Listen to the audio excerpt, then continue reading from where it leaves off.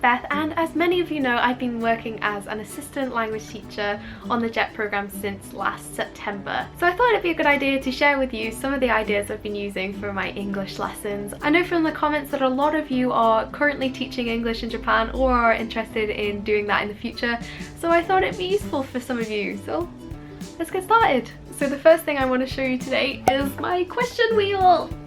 It's so heavy. The students would get into teams, and then one at a time they could spin the wheel, and then whatever colour it lands on is like the type of question they need to answer. You can really use this for like any type of lesson because you can change the questions to whatever you need. So for example, so this is like my last lesson, so it was like kind of more of a relaxed fun lesson. So green would be they had to listen to like an English song, fill in the gaps in the sentences. Like yellow was like countdown, and they'd have to make the longest word they could out of the letters, and they'd get points based on that. On the topic of props, I made this gacha machine which is now really broken but the students that won the game would like turn this little handle and they'd get like a little gachapon with a prize, like an eraser or some candy or something. It just makes it a little bit more fun, like spinning the wheel to decide what question instead of just like giving them a question, and using the gacha machine to get your prize instead of just like handing them the prize. Just like little things like that make the lessons a little bit more exciting. I worked in a junior high school and this went down really well. The students were really excited to see it. So another thing I used to do a lot was I made this game that's like a snail race. Obviously I'd have the whole blackboard, but I only have this little whiteboard, so there's only 3 snails here. But how I would do it is I'd give the students a worksheet, like a grammar worksheet, and for each section that they finished and brought to me and I checked and it was all right, they'd be able to move their snail along in the race to the next section. And the one that gets to the end first wins, and I think this is quite good because grammar worksheets are really necessary for the students to understand English and use English properly, but it can also be really boring and really quiet, so making it into a game makes them way more excited about grammar worksheets than you would ever expect a student to be. And they also really like choosing their favourite snail. Like I made a load of them. Business snail, rainbow snail, soccer snail, super snail, fancy snail, angry snail. There's so many. The students really liked coming to the front and choosing their like favourite snail, and I also had a Mario Kart version of this they also really liked for that same reason. Next, I'd like to talk about how I really recommend making holiday themed lessons. So this is one I made for Setsubun. Setsubun is a Japanese holiday where they wear these oni masks.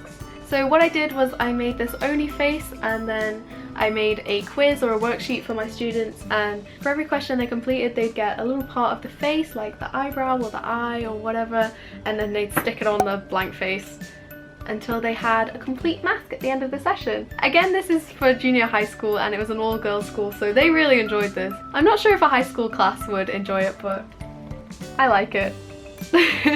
Lastly, I thought I'd show you a couple of worksheets that I made. Woo! So this one is bingo. So the grammar point was, have you ever done this? So the students would have to like get up and go around the room and asking have you ever questions. So like, have you ever been skiing, for example? And then they'd write the name of someone that has done that thing, and then they try and get a bingo or try and like complete the whole sheet.